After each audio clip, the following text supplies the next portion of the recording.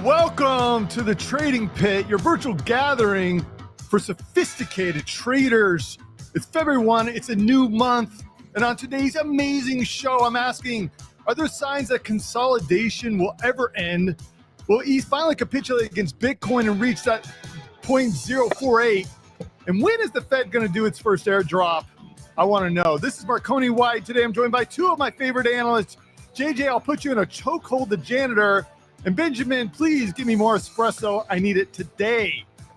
I'm going to dive into the analysis with JJ. But first, I want to give a special shout out to CoinCall, who has offered to sponsor this video. Producers, let's take the music down so everyone can hear what I'm saying.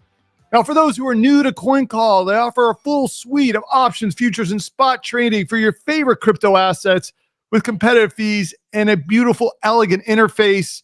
And if you don't believe me, that's okay, because later in the show, JJ is going to show you exactly what that looks like as he goes over his highly profitable Degen trade of the week. It's amazing. All right, JJ, I want to turn it over to you. As I do, I'm going to ask, what is the mood of the market, bull, bear, or something in between? I think it's a bit boring right now. So yesterday we had a little bit of fireworks.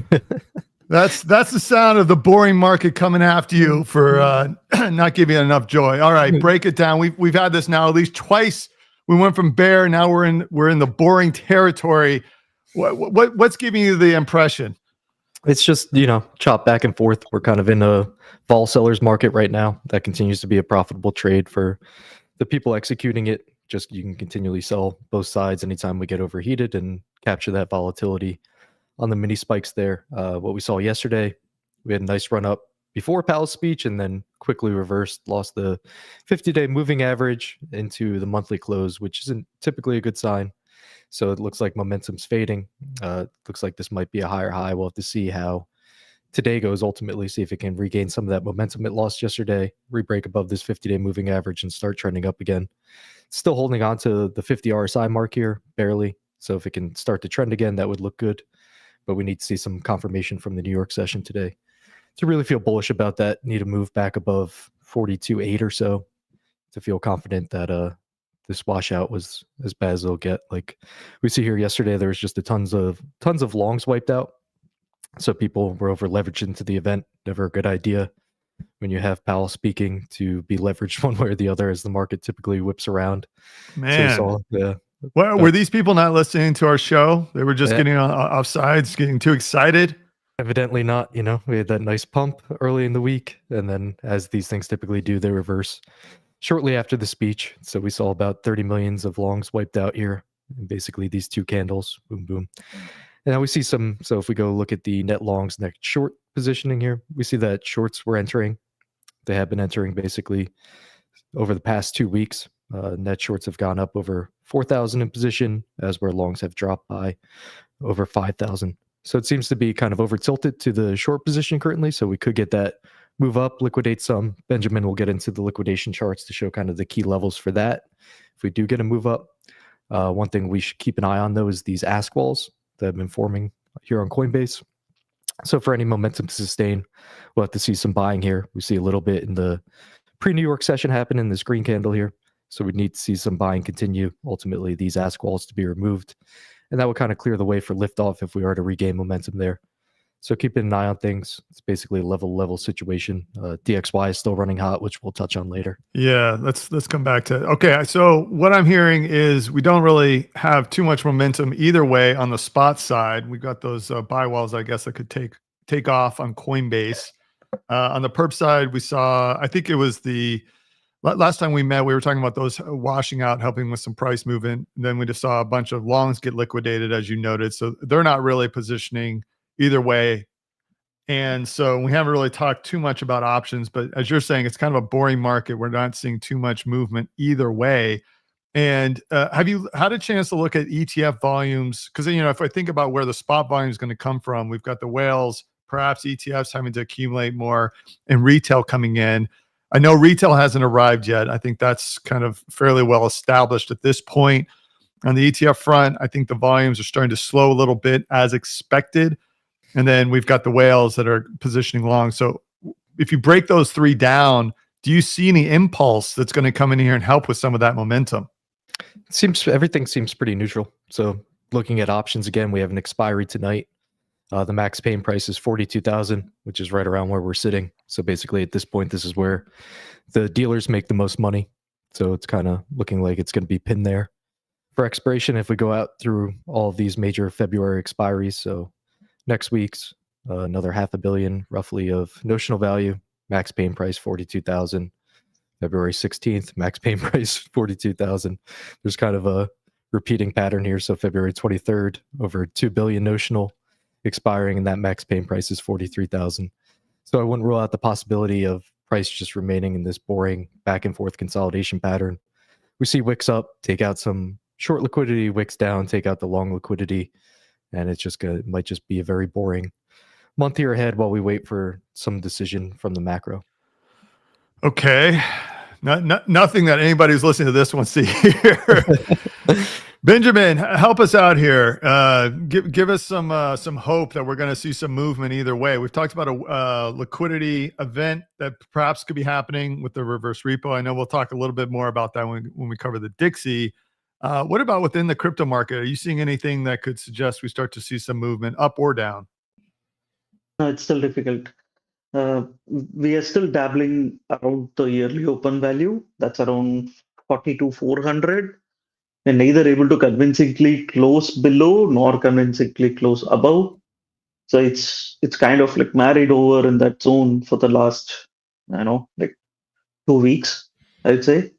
So it's tough here. It's tough here because when you get the Coinbase premium, then there's a little bit of strength and price tries to goes up, but it finds it hard to break the 44 levels, and then once again dumps back down and is trying to hold the yearly open levels, but struggles once again as well, because I think now it is starting to get a lot of uh, impressions from what's happening on the macro side. We saw that yesterday, that there was a little bit of fake out moves to the downside, and then it shot up completely, reversing all of the downside. But once Jerome started talking, it didn't matter. Everything dropped. It started hitting the reality. So I believe we could see a bit of a correlated market to stocks for a few weeks. If the Coinbase selling discount doesn't, like disappear, yeah, like it's still trading at a discount. So that's not so great for bulls. If you want to build up a solid position for swinging, no, that's not a great idea. So it's level to level, range to range, and we need to see 40K broken to be ultra bearish. There's liquidation levels still around 40K area, 4,500 and 4,800, I think. So we need those levels to be taken, and then we can think about bearishness. But it's neither too bullish because 44K still acts as resistance, and 44 to 46K is still a gray area. Like you can see a huge fake out move in that area and then completely retrace down all the way down to even 35K. So it's hard to say which one it is. But that's why over here, when the range matures and when you are having a range that has been existing from December, right? So this is almost from mid of December, we've been having this range and we think about it. So it's going to expand when the range breaks out. I don't think it is just going to keep doing liquidity hunts when it goes in that direction. So let's say if it goes above 46K, I think this runs to 52K or so. And if it breaks 40K again, it probably runs down to 35K or so.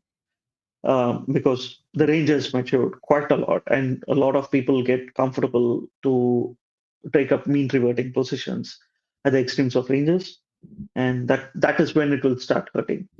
So for now, we need to see in the interim how the intraday trades play up. Local liquidation hunts like what we see in the liquidation levels chart. So it takes the levels, runs up a little, takes out some more levels, and then retraces completely back down and keeps rinse and repeat. Because I also look at Sol as a market momentum metric. So because Sol and Link were the leaders in the alt rally and also, in fact, with the BTC rally, BTC rally was getting triggered after that, Cointelegraph in turn posted that fake tweet or whatever about the ETF news. Paid tweet, the paid tweet. That's what we know. Let's be honest. We know what it was. Well-timed coordination. Yeah, Yeah. that was All that was right. a Sorry. wonderful Kickstarter for the market. But even at that point, you saw Solana and Link actually break out of their consolidation, and they started to run from 7 all the way to 15 for Link, and for Solana it started to run. It did a 4x or 5x, which was fantastic. Given that, like, we're not seeing a lot of momentum continue on those tokens which were the leaders, right? And we're probably seeing some tokens like Jupiter, which is new, coming out with airdrops, those type of scenarios. But it's not really an alt season either when BTC consolidates. It's not really an ETH season either, because ETH does a sudden upside move and then basically bleeds the whole way down on ETH BTC. When you look at it, it's going nowhere. And a lot of people are so exhausted trading ETH BTC and the betas to ETH BTC. And if you say that, okay, we have ordinals and those sections which are probably doing well, then that's not true as either, because ordinals, RATS token, or BRC20s, all of them have been cooling down as well. So it looks like whether it is the alt market or whether it is the main market, everybody is looking forward to some information from elsewhere to take a stand. And I believe it we need is some new. not even about it is not even about Grayscale right now. I think people are like, okay, it's fine if they sell another 100 200k BTC, because there is at least someone like the ETF issuers who are still issuing. They've not stopped. They're still issuing ETFs, right? So whether the volumes go down a little or continue to go up, or the net flow is equal or a little net negative, but they're still issuing. So there hasn't been a day where these 9 ETFs have not issued significant volume above 100 million. Yeah, actually, So I was going to see if perhaps JJ, I shared a link here in the production studio. If you'd be able to bring that up, I think it's a chart. It actually shows the net inflows into ETFs. Yeah, let me pull it up here. Yeah, so I want to have a look on that. Because if I'm not mistaken, it suggests if you go to the bottom, we have over $1 billion inflow. Mm-hmm. Obviously, Grayscale, it's had a massive outflow, and it looks, but I mean, on net, it looks like that's just been redistribution to the rest of the market. The thing about that too, you have to realize, is that a lot of people sold their spot holdings to buy the ETF shares, right? Like they no longer wanted to have personal possession of the BTC. It's just easier to give it to BlackRock or whichever issuer. So I don't think that's necessarily reflective of 1.3 billion of pure buying power. I think a lot of that is just kind of a shell game where it's like, okay, I move from my spot Bitcoin, sell it, buy these shares. So how much that actually is? It's not clear what percentage of that flow is basically BTC based movement, or it was fresh purchase of BTC in order to back it up with an ETF issuance. So this is the transparency problem that we are going to go through as ETFs grow. Like, okay, there was an inflow, but was it actually BTC buying, or was it purely someone with, like, let's say they have BTC from Mount Gox period and they're just parking it into ETFs? So, which is really possible. So it's very difficult to say that. So, okay, I want to summarize where we are here. You didn't paint a boring, I guess you painted a boring picture, Benjamin, which is confluence with what JJ you were talking about, which is that, if we look at we don't really have any real momentum happening right now on the spot market. Options are suggesting that there's max pain is basically keeping everything compressed within this range for the foreseeable future.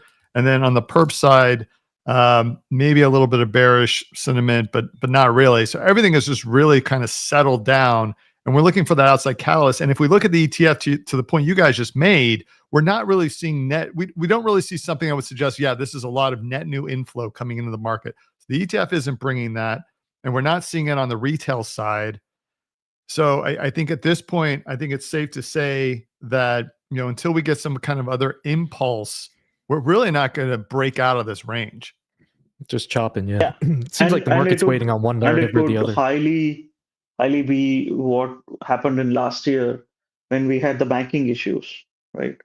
So it could be a repeat of that situation that could drive up the price a bit, where the narrative that, look, BTC is still the king when it comes to holding up your assets in a safe way, holding up value proposition long term. So this is better compared to holding your assets in a bank, which is basically getting screwed.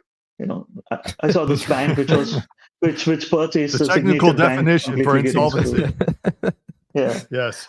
So well, yeah. So I think at that point we're looking at external, as you just said, external impulses, which is transfers from TradFi coming into the crypto space, right? It's nothing net new generative from here going out. It's really, to your point, the banks have gone down. Perhaps if there's an interest rate spike, which we talked about in the last show about this idea of a liquidity Armageddon, where the reverse repo kind of goes down to zero. There's a liquidity crash, and rates just they just jump on the 20 and the 30 year, causing all kinds of market panic. Then you're seeing people look for alternatives, which could actually be a sell-off initially, and then the narrative starts to build steam about these are actually the alternative assets, right? Yep. Which is why a sell-off still makes sense. The difficulty is about timing then, because dollar index is also going sideways right now. Like probably not. It's hard to say whether it's sideways, but it's like a solid trending sideways, we could say. And we do not know whether it is just going to mean revert here. And if it did not mean revert after the FOMC, I don't think it's going to mean revert here. I think it still has scope to go up. So given that nature and given what we see with stocks and everywhere, so just need to wait and see how this is going to play out. Okay. I think if you're looking for a fractal, it's probably similar to August to September right now. Like just this constant back and forth chop after we lost momentum in the summer. You see how there's just basically price made some volatile movements, but within range. That's probably what we're looking at now for the next couple of weeks, barring some unforeseen catalyst happening here. Well, when we talk about catalysts, we're always going to talk about the Dixie. So I want to pivot to that in a moment. But first, let's talk a little bit about let's see what the market is showing. We've all been doing about sort of pre-market. Let's actually take a look at some of those stocks. Before we do that, JJ, just want to take a look to everyone who just joined us. Thanks for joining us on the live show. We'd love to have you here. If you haven't already, hit the like and subscribe button, the notification bell if you want to hear about this. We are every single Tuesday and Thursday, 9:15 a.m. We go live. But to get all of our content, you definitely want to hit the notification bell. JJ, let's look at what the market is saying now. Are we seeing anything on BTC, maybe some of the derivatives like Mara? Can you bring up some of those charts and to see as the market's opening what it's saying? It's made a little bit of a move up here. So earlier this morning, we were around 42,000. Last night, we were below 42,000. So we're right back in that mid-range, trying to make another run at the 50-day moving average, which is around 42.9. So that's really the key spot for momentum. I think if we could flip above like the yearly open level, 42.5, followed by 42.9, we could see higher highs as opposed to yesterday. We could take out 44, 44.5, maybe see if we can catch a bid there. But it's really dependent on those levels flipping. So this is still probably just chop territory. Like it's probably likely we go back to 42. Bearing a reversal from Dixie, looking at some of the stocks, they look all about flat, slightly up to flat. So we see Mara's up like 2%, MicroStrategy's up about 1%, Coinbase up 1.5%. Typically, those are a lead indicator, so that could be a sign of bullishness for Bitcoin today if these continue to trend upwards. Dixie looks like it's still pretty flat. Yeah, I was going to say it looks pretty flat across the board. I guess what's your read on that in terms of the market digesting the rates not staying flat, right, from the Fed? Do you think I was just anticipated, therefore there really isn't any movement today? Yeah, I think yesterday people probably got overly bearish. There's probably a lot of short-dated put options that opened after yesterday's mini crash. So they're probably just cooking the IV out of those for now, and then we'll see the real move later today or tomorrow on these stocks. So everything's looking flat, which is exactly what we just talked about pre-market with everything looking boring. But we do know that there could be a possible change if the Dixie rips higher, rips lower, or we see the liquidity event. So let's transition. Let's talk Dixie.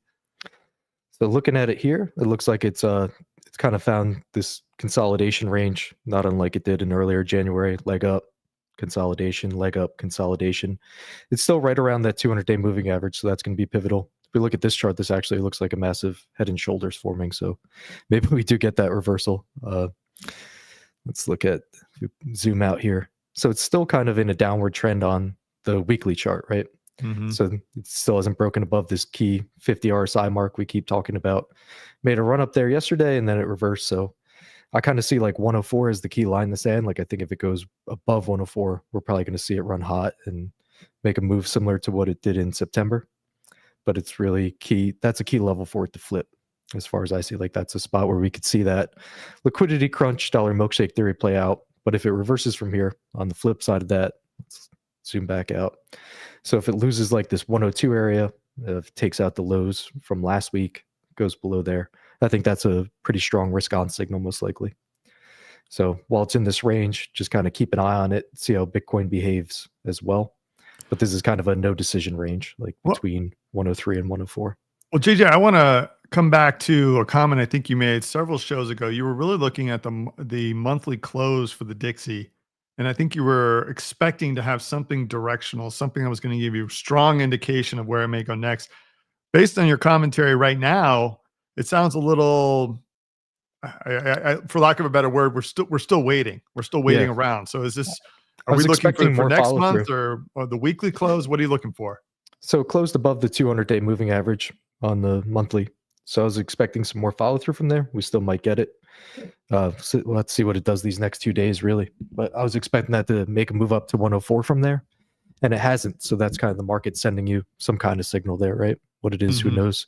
Not to say it can't go up there tomorrow, but it had every reason to go higher yesterday, right? Like the market was priced for full dovishness from Powell. He basically reversed that and said, we'll cut rates when we feel like cutting rates, when we see things inflation down adequately enough.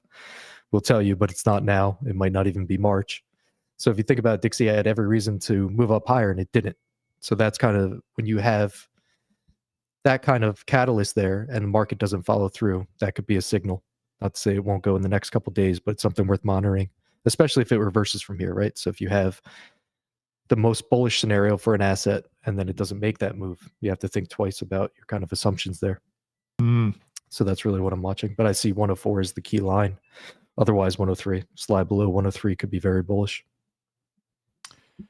And heading into this reverse repo, I didn't get a chance to look into the comments. Did we get any? I did see a highlight somewhere suggesting that the reverse repo didn't necessarily have to go to zero. Did you hear anything about that? Because I know that tees up this sort of liquidity Armageddon event that we talked about, that going to zero, the Fed pushing for the market to take up more of the supply of whatever assets are on its balance sheet. Did you see any commentary around that? Yeah, I listened to the speech. He was pretty clear about that. He said that's not a condition for them to do anything one way or the other. It's something they monitor. But he just kind of took the political stance there of it's not necessarily a binary decision based on what the reverse repo does, what the Fed decides to do. So a political position. Mixed tones, yep. Yeah, a political position in a political year as the U.S. heads into elections later on, which we won't really be commenting on. That's not really our bailiwick, so to speak, but it is something I think to be aware of, just knowing that those kinds of events obviously can impact the reaction of either the political institutions like the Fed or the dollar and, the other countries that are buying into the dollar, the Dixie. If the market cares, you have to care, unfortunately. That's right. That's right. Benjamin, any perspective there on sort of breaking above 104, breaking down below 103? Anything in the charts you're seeing there, maybe sniffing that out? So, the rudimentary way I was looking at Dixie, because, there's no solid metric to put in additional models on top of it. So the shitty RSI is what I was looking at on a daily level. And I see it still has scope to go up. So typically every time it goes above 70 or 75 and then reverts again. So I see that we are sitting somewhere around 65 or 60 or something, and there's scope to go up. And it could also go down and touch the 50 level and then go up or just come from here. So there are still three possibilities, but the thing is, there's still scope to go up, which is why I think the bearishness in everywhere is probably not done. The downside is probably not done. But it's a question of whether it decides to go up from here or correct a little and then go.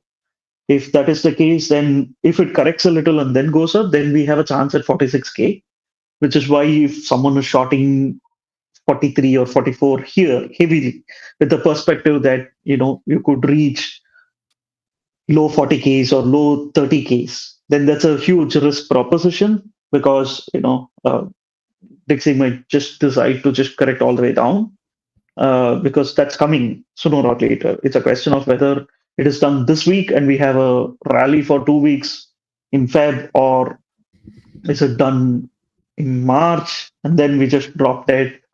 That's the hard part. So how long it will go sideways? Yeah, Good if you look question at like how it does after it loses the 50-day, after holding it, we see some pretty strong sell-offs. Or I'm sorry, the 50 RSI mark on the daily chart. So we see it lost it back in July. We see all this massive sell-off. Lost it back in June, massive sell-off. So if it does correct below there, I think we could see a pretty strong impulse from BTC, but obviously that's pretty far away from these levels.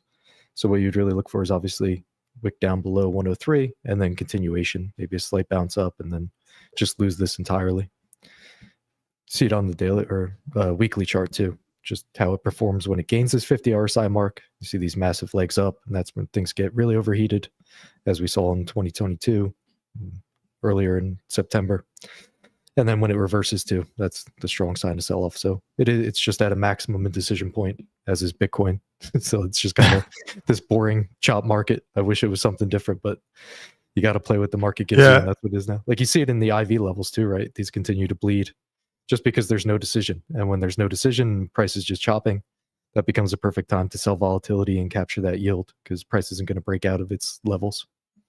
Well, I do want to transition and talk a little bit about some of these trades. Before we do that, I do want to say, so, I mean, everything that we're signaling right now, this is a period of consolidation. We don't really have that impulse yet to make a change. We're going to continue to monitor that. If you want to know when those changes are going to happen, I suggest you check back with us every Tuesday and Thursday, 9:15 a.m., where we're looking at the pre-market and the market. And next, we're going to be talking about some of these trades. I want to go over the Degen trade that we've looked at a couple of times, talking a little bit about the volatility. But importantly, Benjamin, since you're here, I want to make sure that we bring up the screener and also really touch on the question that's been on people's mind of when will ETH BTC finally capitulate, or will it? Because I know that's something that a lot of people have asked us about, and a lot of questions since it hasn't happened yet. But before I do that, just if you're new here, if you just joined the live stream recently, hit the like and subscribe button. That's the best way to support us, because I know everyone here wants to support the channel, want to continue to have this great content. If you want to go a step further, you can always sign up to CoinCall to trade options or spot or perps. And if you're new to CoinCall, it's a fantastic exchange with a beautiful, elegant interface that you're going to see in just a few moments. And obviously competitive fees. JJ is going to show you exactly what that looks like. And it's a great way to get your trading going, as well as support the channel. And with that, getting through, we don't want to do all promotion. But with that, I want to come back. And JJ, I want to talk through the trades. Let's go over the Degen trade before we start talking a little bit more about perhaps some other trades in the alt market. Okay, so into FOMC, we basically said continue to hold those deep out of the money February puts because they basically became a free position based on the premiums that we got from selling the 41,000 put or 41,000 call after it got in the money earlier in the week. Said don't hold that long exposure, obviously, into the event because we were expecting some kind of chop action like we're seeing now. So here we are back at square one. I think you just continue to hold these puts. If they expire worthless, you lose that premium, but you already made it back on the calls and the puts we bought earlier in the month. So looking at it now, what way would I play this into February? So let's take a look at some out of the money calls just in case we do get that move up here in the next couple of weeks. Say Dixie breaks down. I think these 44,000 calls for February 8th could be worth a try. And I would basically, I think it's only because invalidation is so close. So if we lose yesterday's lows around 41.7, then just cut them. You would take a small paper cut on the premium there, maybe lose a couple $100, and then you still have that hedge protection on the February 22nd puts that don't expire until later, so that premium would start to gain. You could sell those calls for a slight loss, but I think that's worth a small gamble here into the next 2 weeks in case Bitcoin does get that momentum, makes a move up and takes out that liquidity pools higher. So I think you could play that. They possibly get in the money if we get a nice short squeeze here.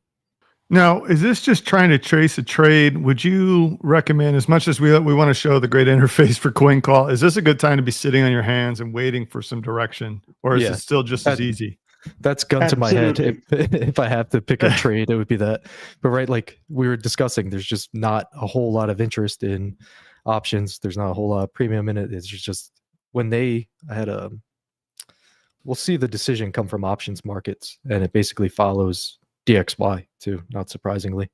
So we see when DXY topped, volatility basically bottomed not long after, back in October. So I think the options market's waiting on the same things we're waiting on, right? And you see DXY bottomed, volatility topped not long after. There's also this inverse correlation here, and the options market is basically waiting for a decision from the macro market one way or the other to start placing its bets. So right now you're just trying to capture small premiums on these mini moves within range. So this could be a good way to start testing the waters, getting familiar with options if you're new to the area, if you're making sort of smaller plays or even doing paper trades. But definitely, I think that the messaging from us is probably a good time to sit on your hands. But Play that doesn't small. mean If you're going to play it, play small. Play small. I'm not saying go out and buy 20 of these contracts. It's more like, okay, you buy one, maybe you double your money. Yeah.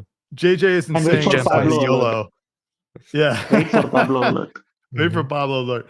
Okay, all right. So I want to get in then to more of the alt market because that's a frequent question. So the first question I want to ask, Benjamin, I'll start with you, and then JJ, you can obviously chime in here. When are we ever going to see ETH capitulate against BETH? Is it going to hit the recent low 0.048? What's your perspective on that? So there was this metric. I don't have it at hand right now, but there was this metric I was looking at in Dune dashboard last week on rolling 30-day accumulation of TVL, in which chains it is happening. Okay, and ETH was at the bottom of the barrel of all the L2s and alternative L1s and all of those. ETH was at the bottom of the barrel. So when the tourists are basically in chains other than BTC and ETH, especially if they're in Solana or Ejective or Metis, or there's so many tokens, so many L1s and L2s who are pushing on airdrops, who are pushing inscription projects, who are pushing NFT projects. So whether the NFTs do well or not, there's incentives for these TVL tourists to keep going into other chains. That has to change. So those tourists will have to start pushing in funds on this side. And when that accumulation starts to happen, we'll have a better view on, what will happen with ETH with respect to a huge price move or not. So right TVL now, what is tourists, basically happening? Is that what you call them? TVL tourists? Yes. Oh man, yes. We just coined a new term. I love it. That's a great term. Everybody's in search of the beta, right? Like ETH doesn't perform as much as it did in previous cycles, and people are just chasing. No, the game is very simple. Like, let's say you are someone, let's say you're a small fund, or you're a good trader who made quite good bucks last cycle. You have a few $1 million, let's say $5 million. You basically go from protocol to protocol, layer to layer, because they offer you incentives. You can farm there. Just go and trade on Vertex protocol, GMX. You saw what Andrew Kang used to do the entirety of last year. So it did not matter that he was taking leverage positions, but he was able to do a lot of volume. He was able to bring a lot of people to that particular protocol or decentralized derivative or that particular narrative. And he kept jumping from one exchange or one protocol to another because there is someone new coming up nonstop. So in such a type of a scenario, you don't have to stick around on ETHL1s waiting for your Aave or maker-based, debt or pools to give you 3% a year. There's no incentive. You'd rather go humping around in all chains and, get airdrops, which you cannot even value right now. There's so many airdrops which you cannot value right now. Is it a lot of work? Yes. But that's why these people take up the approach of trading, right? They go into ecosystem where there's some swap, where there is some trading opportunities. They just buy, sell, even though they have zero idea about trading sometimes. They just buy and sell and buy and sell and increase the number of transaction counts and volume and get rewarded at the end with airdrops and then go to the new protocol. This keeps continuing, and ETH has to show up and do something because it still keeps getting drained in TVL and trading volume, swap volumes, everything. So when we see a shift from those tourists, we'll have a better idea. Okay, so I want to summarize the point here and make sure I understand what you're saying. We've got the TVL tourists. So you have people that are moving from chain to chain, just hunting for some of that liquidity, looking for the airdrops, which is sort of leaking out demand across chains, and ETH isn't really benefiting from that demand. And you're saying once that activity starts to draw down, you can start to get a better idea of when ETH can finally, I guess, land and get a movement. That sounds like that's when it's really going to spring forward, I guess. But if I go back to the original question, it was, when do we think ETH BTC is going to bottom? So do you think it already has, and this would be the springboard moment, or do you think the TVL tourists leaving the market is actually the opportunity for the final capitulation? The actual springboard moment will come when there is clarity on the TVL tourists. I don't think it will come any sooner. I don't think it would be price alone going up a reason for the TVL tourists to come in. Because this month, for instance, after the ETF, or probably close to ETF, or we were rallying to 2,700 or something like that, there was a narrative, there was incentive, and people were coming up with some forks and mergers and all of that as narratives. They were trying to push in, but tourists did not flip. So price tried to move up. Everybody counted on other betas to also move up, but then look what happened. Everything dropped 30%, right? So it's not holding up. Even this week, after the move up on BTC all the way to almost 44K, right? ETH was the last one to move a little bit. It was going up from 2,200 all the way to 2,350 or something like that, or 370 or something like that. And expectation was that it will break and run to 2,600 or 700, or at the very least, reclaim 2,400 in a healthy way. But look where it stands. The moment BTC started to drop, it just followed. That's primarily because there's not much activity around it. So it's just following in a lagged manner. So it doesn't even have to capitulate. ETH BTC doesn't have to capitulate and go all the way down to 0.2 or something, because BTC is not that strong either. BTC is also in a 45-day to 60-day consolidation zone right now. So when the strength is just a matter of time frame that you look at, when both are technically weak and one is just slightly weaker than the other, so there's nothing much you can do. So you have to look for strengths elsewhere. And those trends elsewhere are sitting on the other L1s and L2s. Well, I want to come back to some of those trends, and I know you have a screener. I want to bring that up in a moment, but I just want to get some clarity on what you just said, because what I'm hearing is we may actually be at the bottom end of the range for the ETH BTC as it is. There may be some additional room for it to wick down or go down further, but it doesn't necessarily have to go down a lot weaker than it is right now.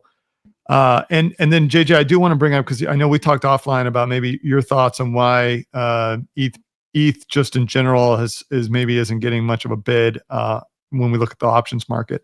But but coming back to ETH BTC, we may not see a wick down. If we see a wick down, yes, that could suggest that it's the end, but we have to see the end of the TVL tourists moving around the market.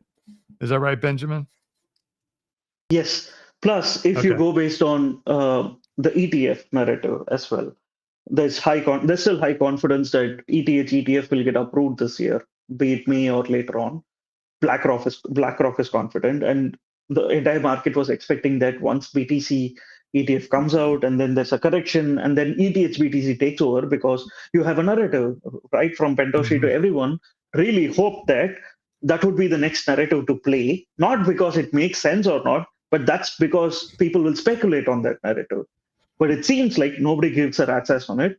And that's why you have Rats token on the top of the screener. Yeah. Yeah. That's the thing about mercenary capital, right? Is they just follow the incentives. So if whatever Yeah. chain that's, two guys running it on a computer somewhere that's not really decentralized at all, if they offer you free money to use that chain through airdrops, people are going to use it.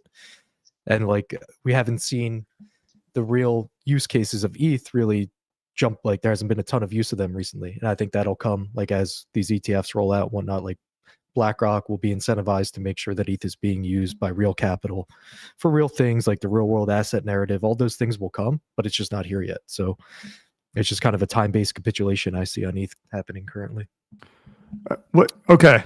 All right. So I think we've got a couple of perspectives there on that answers that question about, does ETH have to BTC have to capitulate, and what it would take for it to actually springboard and move out. I want to come to the options question in a minute. Benjamin, you were looking at the screener.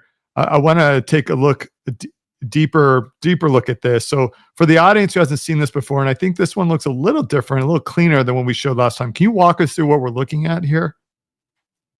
So we started theorizing a few months ago that if we screen out a lot of noise, in the sense like tokens which are with low open interest or low volume, and just focus on tokens which are basically having interest, growing in a little bit of open interest, and consistently having a bit of volume, and based on a few other magic masalas, as we could call us, we can determine the list of tokens that you have to either day trade or look at swinging or look for breakouts. So even if you are a manual trader, someone who uses ridiculously rudimentary tools in order to trade, or just someone who trades on your Bybit app for that matter, you could use this tooling to determine where certain tokens stand. So if it's in light red, it is bearish, but not heavily bearish. If it's dark red, like Pepe, it is quite strong bearish. If it is light green, then it's okay. You can trade bullish on it. If it's dark green, then it's really good. You need to be bullish on it, like strong bullish on it. So we came up with this coloring options, which makes it easier for people to just look at a color of a token and then realize, like, okay, everything that is in white is basically neutral.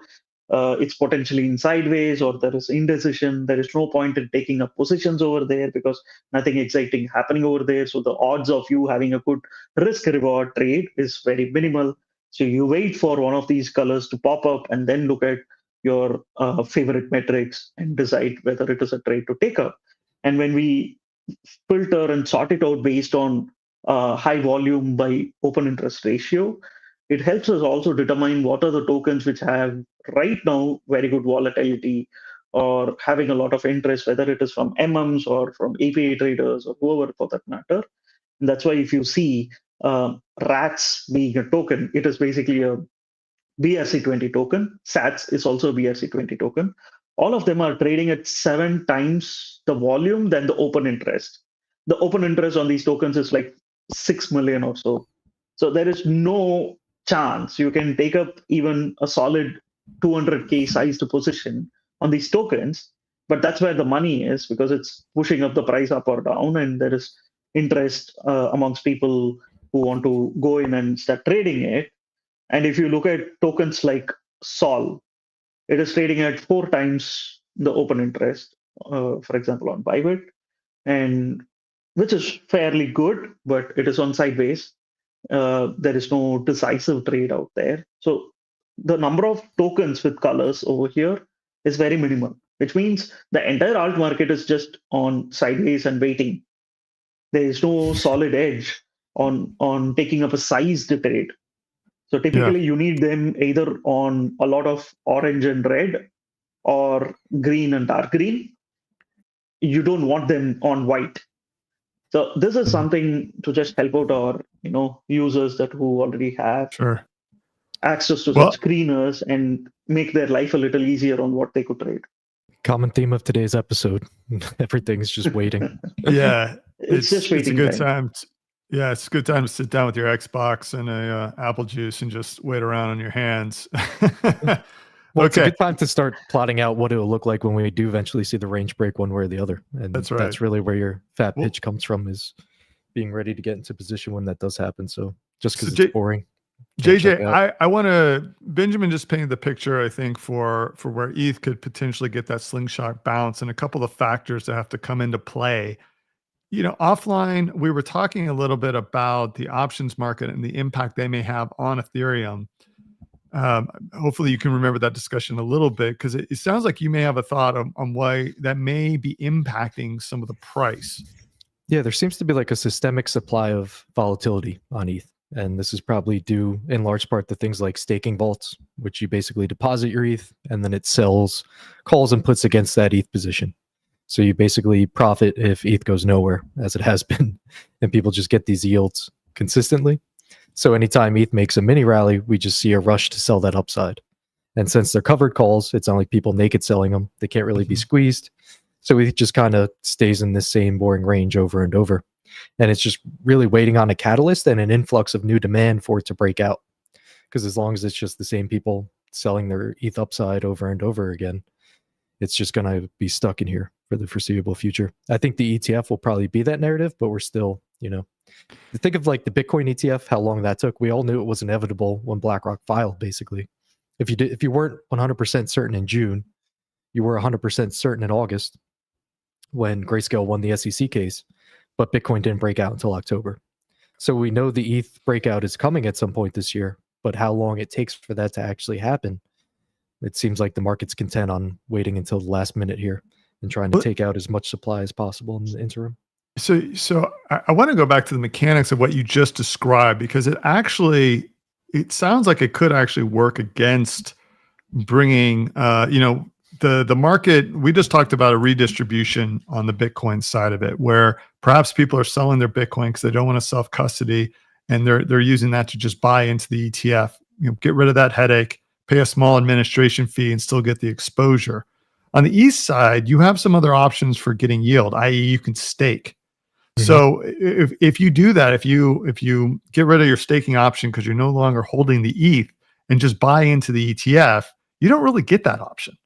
No, I mean, it remains to be seen. They might roll out an option like that where the ETF basically offers dividends and whatnot. I would imagine they will, and they'll probably stake a large part of that. But who knows? Like, that could take a couple of years for them to get approval and whatnot from the SEC. Mm-hmm. So that does remain to be seen. Could you imagine that impacting demand, or is it the case that so much of the demand is going to be coming from TradFi, people that don't have existing exposure to Ethereum, that they're going to then have a way to just bring in net new demand to the market and into that product? I mean, over time, that kind of creates a perfect storm. Is if they stake a large portion of that, if not all of it, right? Then you have a lack of supply on the market due to it being staked, and all of a sudden you have this new influx of demand. So as people start buying these ETFs, it becomes a self-fulfilling prophecy. There's less supply, more demand because price is going up. It just becomes hype. Like, that's when you really see all of the narratives that people were focused on post-merge with ETH. That's when they come to life, and you really see that it take off. And I think that's a matter of time, but it could be, month, years. Yeah, but that version of a ETF is probably something that comes few years down the lane. I think it will take time. I don't think it will be an ETF that will launch this year or next year. Whether a spot ETF launches this year, that's a different question. It probably happens. But, I don't think the yield type of ETF comes in anytime soon. I think they probably want to milk as much as possible on the BTC side first, because they've invested so much time, money, and effort. So if they start pushing out competing ETFs, which is actually doing more yields, wherein you're already getting diminished returns on BTC, as far as the market cycles are concerned, then it makes it difficult for them to sell their own narrative. So I think they will not bring in a staked version anytime soon. But yeah. Yeah, they need to have the success case with Bitcoin first, basically, and then the marketing plan for ETH can roll out from there. Okay, so like, the beautiful thing about this is that ETH is giving you so much time to accumulate, because I think we're all pretty certain on where it's going long term. It's just a matter of when, Well, I want to hit on that point because we had a question from the audience, which I think is good. Ali Alba, question about the Ethereum ETF not happening because of the Howey test. Therefore, is it not possible for Ethereum to become an ETF? So I want to talk in terms of probabilities here. So we talked about the market narrative is that it's going to happen. This ETF is going to happen. Would you put that in the 80% likelihood? And then Yeah, I would respond to say this 80. question about this Howey test? Only I'm not a legal expert, but here's the ruling that the SEC made on Bitcoin: is they approved the futures ETF, and they said Yeah, you can't deny spot if exactly. you've approved the futures. They've already approved Exactly. the ETH futures. Now Yes. BlackRock's file. It's not like some mom and pop shops filing for this ETF. It's BlackRock, right? Like they have whatever 99.9% Yeah, success that rate. is the So case. Like if you approve the ETH ETF on future side, there is no reason you should not have, a spot ETF. mhm. That was the case filing, judgment as well. So that's why they were able to push this through. Otherwise, there's no reason for a shitty trust like GPTC to end up becoming an ETF. Yep. And And what's the SEC going to do? Like fight this in court, spend Yeah, millions and millions of yeah, more dollars yeah. just to lose again? Possibly. During an election year. Yeah. I mean, they Yeah. probably file and then just capitulate in a month or two, Yep. but it's not going to matter. So, okay. So then you guys would both say 80% chance of approval for the ETF. If not I mean, if Spot you go ETF. based on BlackRock's hit rate, and there was just only Then one it's ETF that got 99%. rejected, right? So, and we saw that even with Bitcoin, they turned the tables around. Unless BlackRock decides to withdraw its ETF proposal, there's no reason why it is going to get rejected, in my Mhm. opinion. But the thing is they're going to make you wait. It's not going to be like Yeah. we could have this certainty the same way we did with Bitcoin. Look how long they made it wait before it broke out. So trying to figure out when it'll break out, I think there will be signs beforehand, and we're definitely not there yet. All that said, Okay. so So that's your window of opportunity. If you think Well, of it this way, like there's a high percentage that's coming. You know what ETH is going to do when all of this demand is taken off the market, and suddenly there's new supply. It's more than likely going to go to all-time highs within the next year or two. So we're Well, sitting. that's over why I 50%. want to wrap up this conversation here and really our trading conversation today around the what would you do? What's the ideal scenario right now sitting today? Let's say you have no exposure to Ethereum and you've got dry powder, and knowing everything that we just talked about, high probability in ETF coming in the fall. We have TVL tourists that are actually taking away interest from Ethereum.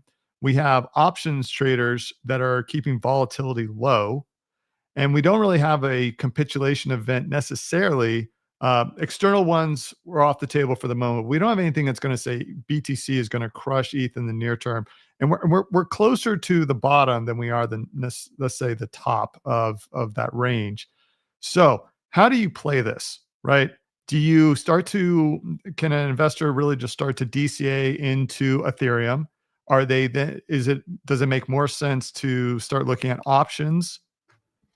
Your easiest way to do it, right? If you just want to do this in the least risk way possible, is you buy the Grayscale ETH Trust, which is still trading at almost a 20% discount to spot ETH, right? So you know that gap is going to close over time and you're almost guaranteed a profit there. You could hedge it with futures, or like we said, the volatility levels on ETH are very low. So to even buy put options to hedge against your ETH position, that's an easy way to do it. Very low risk, right?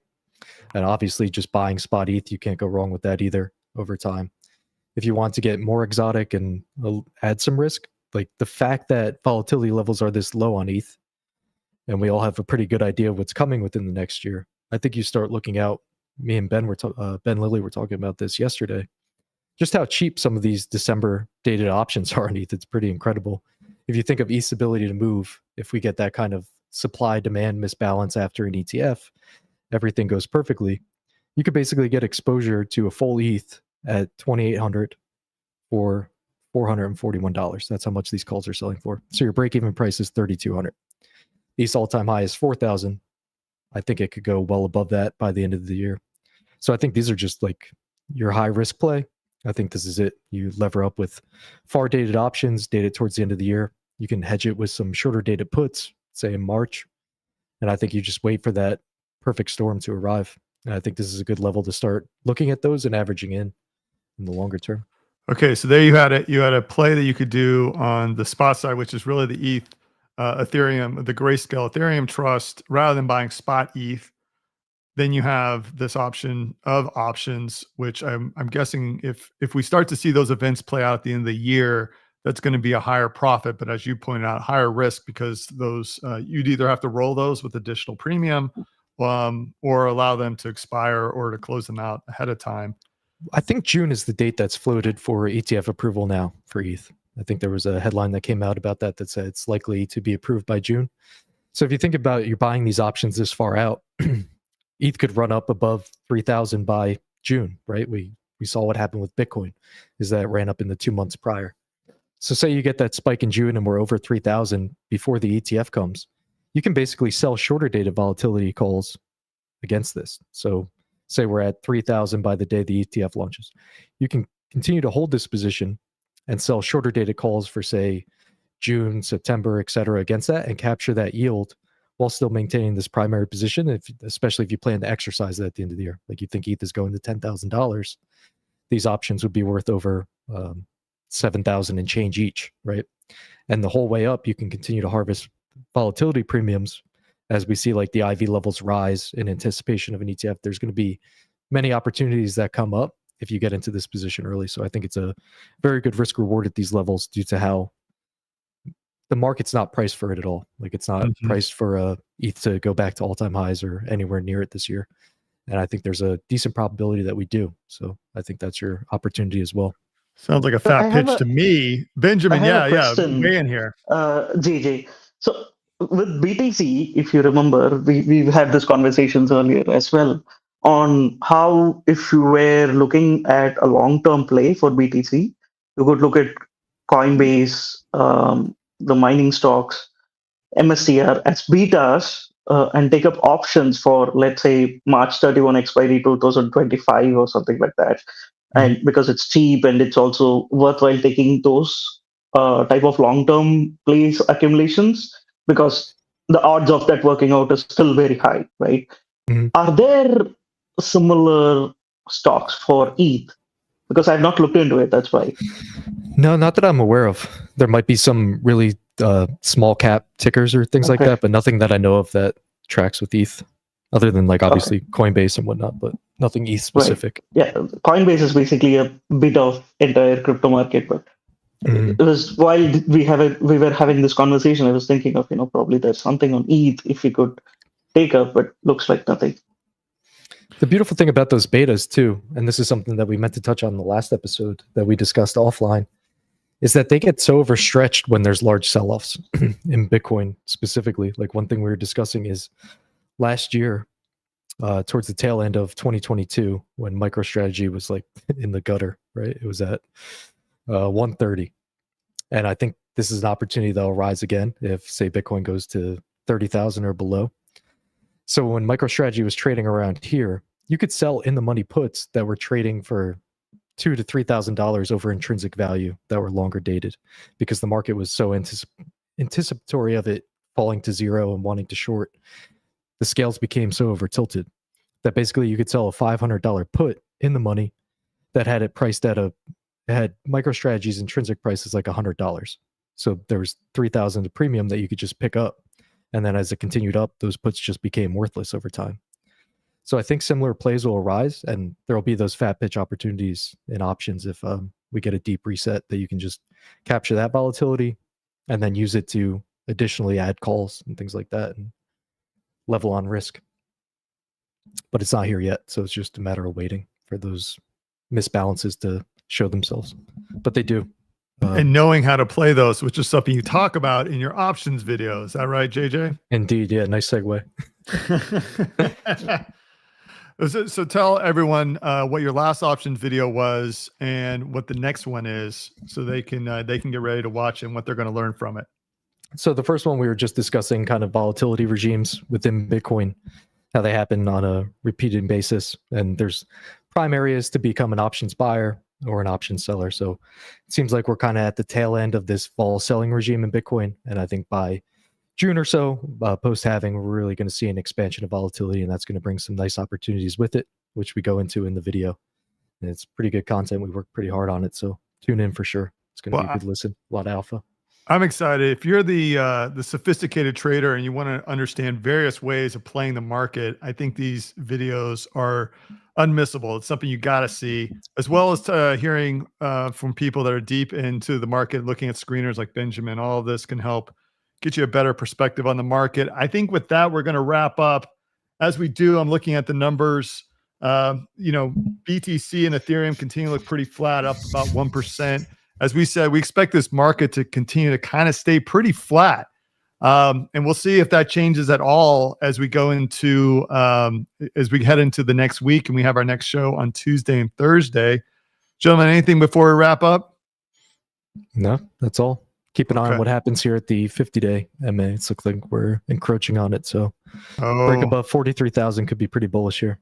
Let's see what happens. Well, we'll see. We're gonna be coming back next week.